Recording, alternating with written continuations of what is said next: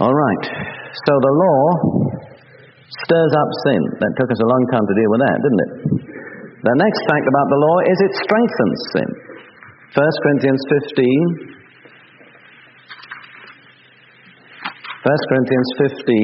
56. The sting of death is sin, and the strength of sin is the law. Did you hear that? Isn't that an almost frightening statement? You know what about grace? It frightens people. The thought of, you mean I don't have any set of rules to keep? What'll I do? It really frightens people. They feel kind of naked, alone. Where do I go now? All right, the other scripture there is Romans 6:14, which you ought to know by heart by now. For sin shall not have dominion over you, for ye are not under the law, but under grace. If you're under the law, sin will have dominion over you. The law strengthens the dominion of sin over you. The third fact about the law is that it produces transgression. Romans 4:15. Well, two statements here, so we'll stay there for a few moments. Because the law worketh wrath. I know you want to say wrath, but I say wrath. For where no law is, there is no transgression. To transgress means to step over a line that's been marked out. The law marks out a line and says you mustn't step over it. Where the line has not been marked out, there is no transgression. You're not a transgressor without the law. And transgression, Paul says, produces wrath on the part of the one against whom we transgress. So the law produces transgression and therefore divine wrath. Now I like to illustrate this by a kind of familiar incident from anybody's family. Mother goes out for a little while to the grocery store and she leaves little Sarah Jane at home, about 4 years old. And when she comes back, Sarah Jane has been into every one of Mother's beauty creams and polished the shoes with them. So of course Mother's upset, but after all Sarah Jane didn't know any better, so she just says, don't do that again, and it's all over with. Next time she goes to the grocery store, she pauses in the doorway and wags her finger at Sarah Jane and said, now one thing, don't forget, don't you touch my beauty cream.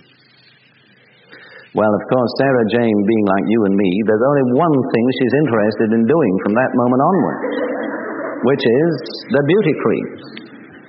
So back comes Mother from the grocery store, and all her expensive Elizabeth Arden is on her black patent shoes. And guess Mother's reaction? It's wrath. She's mad. And we'll draw a veil over what happens to Sarah Jane. Do you see? The law produces transgression and therefore wrath. You can't deny it. I mean, you may think, well, it seems strange, but it's true. Point number 5, the law causes condemnation. Turn to Romans 8, the opening verses. There is therefore now no condemnation to them which are in Christ Jesus. Verse 3, for what the law could not do, the law cannot set you free from condemnation. The law brings you under condemnation. And talking about the Romans 8 percolator, the first step, the primary requirement to live in Romans 8 is in verse 1, there is therefore now no condemnation. As long as you live under condemnation, you cannot live in liberty. Anybody that's under condemnation is really the prey of the devil and does not know true spiritual liberty. So, before you can enter into liberty, condemnation must be abolished once and for all. The law causes condemnation. All right. Point number 6, the law keeps us under Satan's dominion. We'll turn to Colossians 2. Now, we'll read verses 14, 15, and 16. We cannot go into the background of this, which would take a long while, but this reveals what God accomplished through the death of Christ on the cross. And in verse 14 it says, blotting out the handwriting of ordinances that was against us. That's the law. And he took it out of the way and nailed it to the cross, terminating it forever. So God abrogated the law through the death of Jesus. And then it says he spoiled principalities and powers. That's Satan's spiritual dominating forces. He stripped them of their ability to dominate us. Why? Because as long as we were under the law, we were guilty. And as long as we were guilty, we were under Satan's dominion. See? So we have to be delivered from the obligation of the law before we can be delivered from the dominion of Satan. As long as we're under the law, we're under the dominion of Satan. Now, some of these statements will seem very shocking to you, but you just go over them again and again. See, every natural human being feels that the way to be righteous is to keep the law. And it requires a radical transformation inside us before we'll abandon that. Just going to a gospel service and hearing Billy Graham preach and going forward and making a decision isn't going to make that radical transformation. It's got to go much deeper. All right. Point number 7, the law brings a curse. Galatians 3:10. Galatians 3:10. For as many as out of the works of the law are under the curse. Everybody who's trying to keep the law is under a curse. For it is written, cursed is everyone that continueth not in all things which are written in the book of the law to do them. If you're under the law, you've got to do the whole law all the time. And if you don't, you're under a curse. All right, the law produces a double enmity. Turn to Ephesians chapter 2. Beginning in verse 14. We'll have to read verses 14, 15, and 16. We'll comment on them only briefly. For he, Jesus Christ, is our peace, who has made both one. We talked about both yesterday. Who is both? Jew and Gentile. Who has made Jew and Gentile one. Broken down the middle wall of partition which stood in the temple of Herod, preventing Gentiles from having any closer access to God. Having abolished in his flesh even the enmity, even the law of commandments contained in ordinances, for to make in himself of twain one new man, neither Jew nor Gentile, so making peace, and that he might reconcile both unto God in one body by the cross, having slain the enmity thereby. If you look in verses 15 and 16, there is a double enmity produced by the law. To take it in its logical order, the law produces enmity from God to man. Because we are under the law, we don't keep it, we're transgressors. So it brings enmity between God and man. But in verse 15, when Paul talks about the enmity there, he's not talking about enmity between man and God, he's talking about enmity between those under the law and those not under the law. And this is also true. Being under the law produces enmity between those under the law and those not under the law. This, in my opinion, is the basic problem of the Jewish people. I remember talking to the secretary of the Hebrew University, who was my teacher in Hebrew, in 1947, just before the State of Israel came into being. And he was explaining to me, which was the traditionally accepted Jewish point of view, that the problem of the Jews, why they were persecuted, was because they were just a little different minority in every area of the world. And that once they got back and had their own country, the enmity would cease. Well, I said, if the enmity is purely sociological, you may be right. But if it's spiritual, you'll be wrong. Well, I'd like to know if anybody thinks the enmity towards Israel has ceased. See, the root problem is that the law separates one company of people and distinguishes them from all others. And they feel in their hearts they are superior to other people. I'm a Gentile. And I know I was what you'd call an educated, sophisticated Britisher. But in my mind, there was a deep underlying mistrust of the Jews. I had 2 or 3 friends who were Jews, but it always surprised me.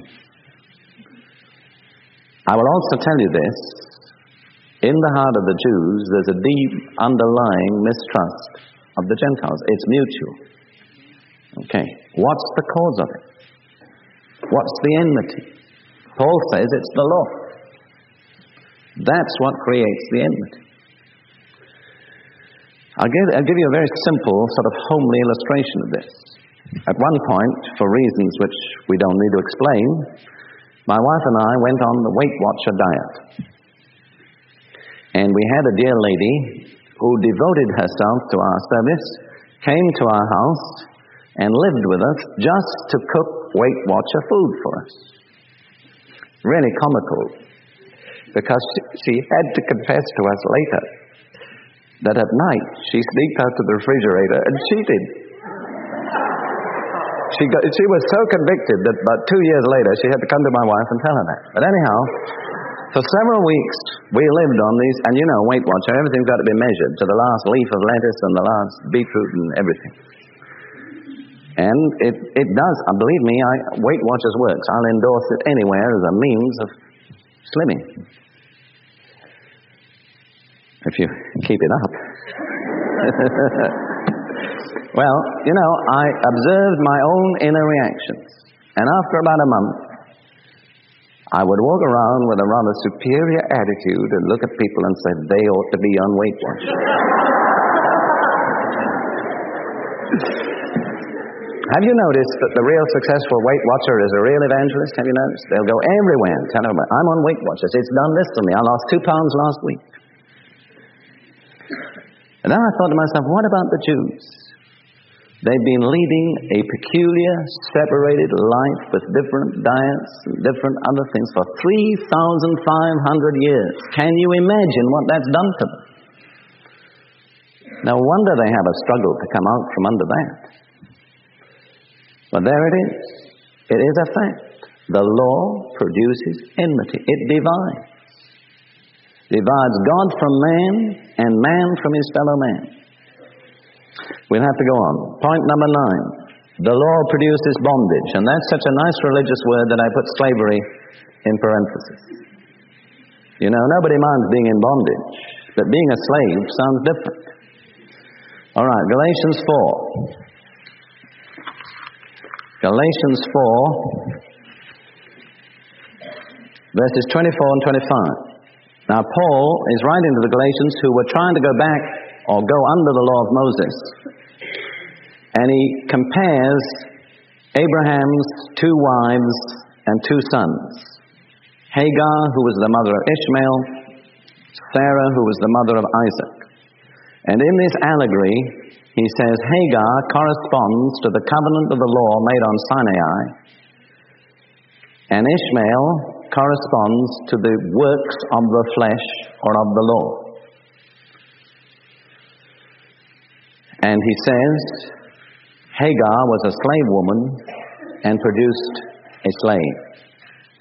The law produces slavery. Let's read it. Well, we start from verse 21 and you'll see the point of it. Galatians 4:21, tell me, ye that desire to be under the law, do ye not hear the law? For it is written, Abraham had 2 sons, the one by a slave woman, the other by a free woman. But he who was born of the slave woman was born after the flesh, by Abraham's own natural ability.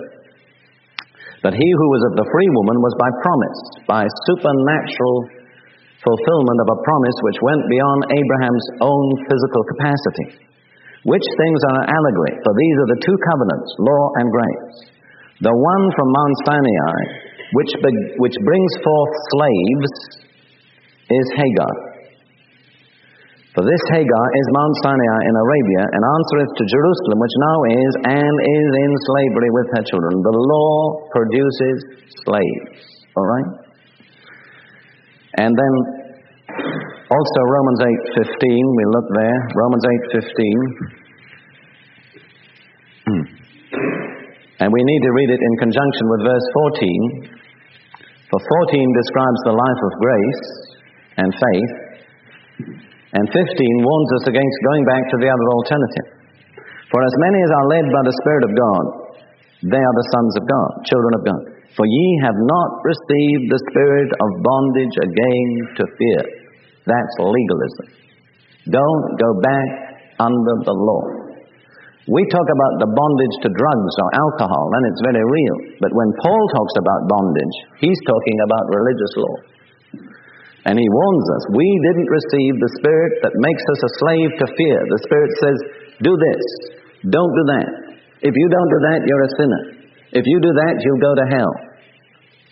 How many of you from a religious background remember being brought up like that? Basically, I'll say something which may be very challenging. For many centuries, the basic motivation of Catholicism was fear.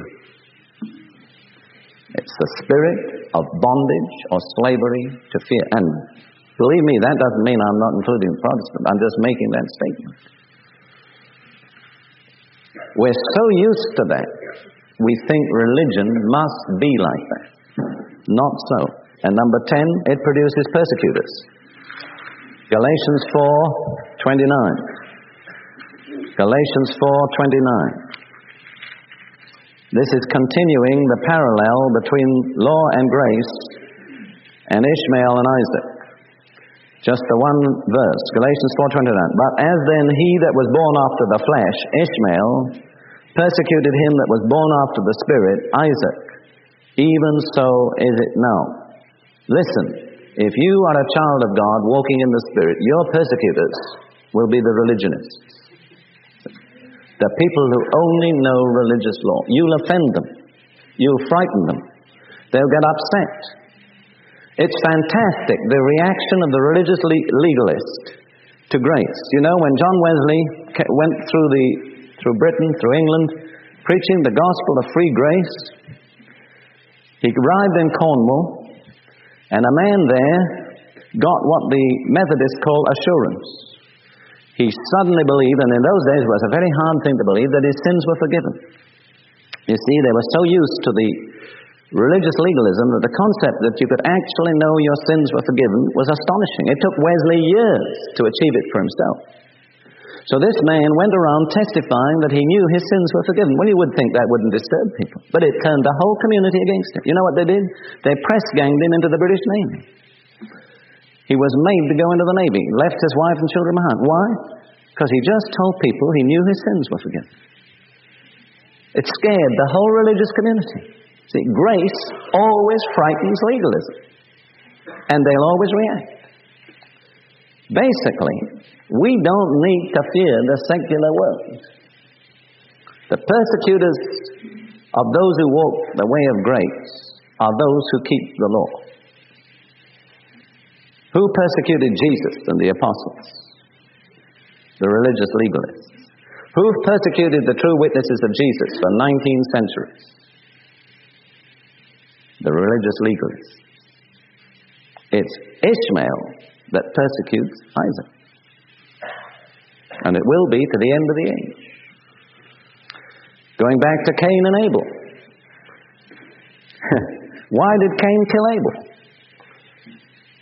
Because Cain was under the law. He was the product of the flesh.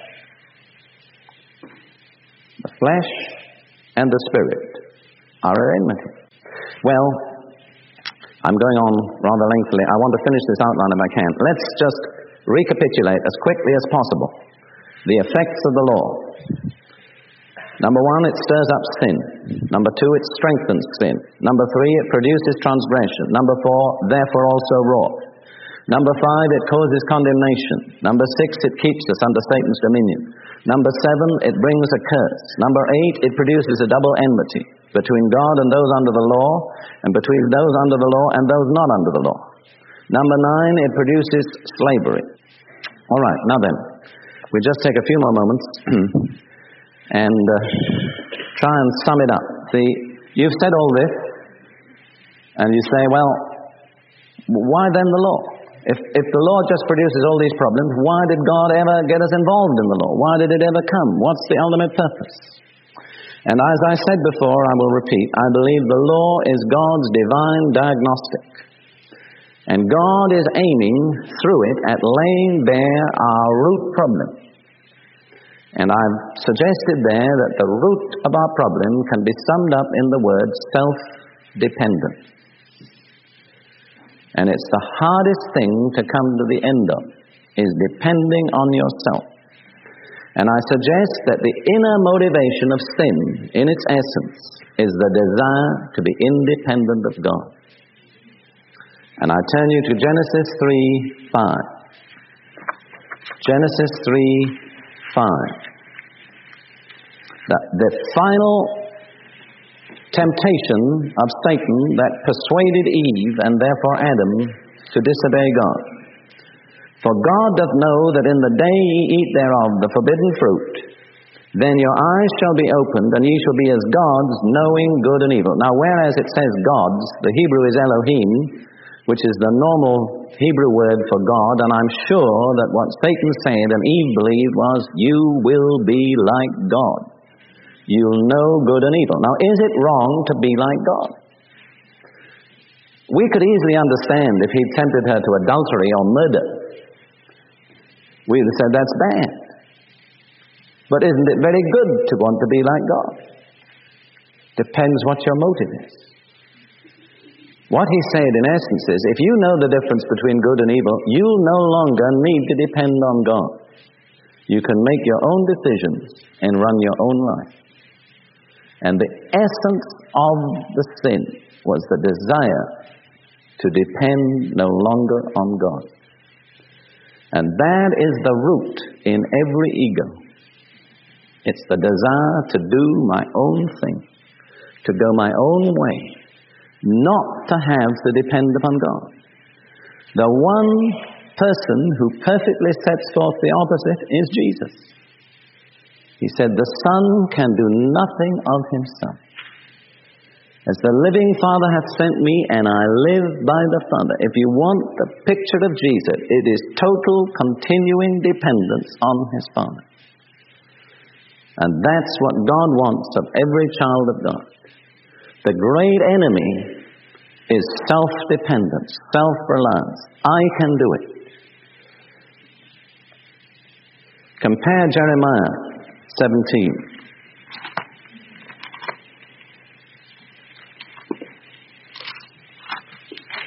Verses 5 and 6. Thus saith the Lord, cursed be the man that trusteth in man, and maketh flesh his arm, and whose heart departeth from the Lord. This is exactly parallel to the curse of the one who's under the law. Cursed is everyone that is under the law. What's the essence? The man who trusts in man himself, makes flesh his arm, relies on his own carnal nature, and in so doing his heart departs from the Lord. He comes under a curse. How much religious activity in all our churches is under that curse? We're trusting in man, we're making flesh our arm, and whether we like to acknowledge it or not, our heart has departed from dependence on the law. And the result is flesh. And Jesus said, flesh can only beget flesh. That's all we ever propagate. Along that line is flesh. And then the next verse, I think, should be a warning. Maybe some of you are there. For he shall be like the heath in the desert, and shall not see when good cometh, but shall inhabit the parched places in the wilderness, in a salt land, and not inhabit it.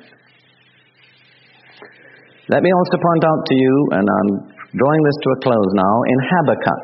You may not think that Habakkuk had much to tell us, but Habakkuk chapter 2, verse 4.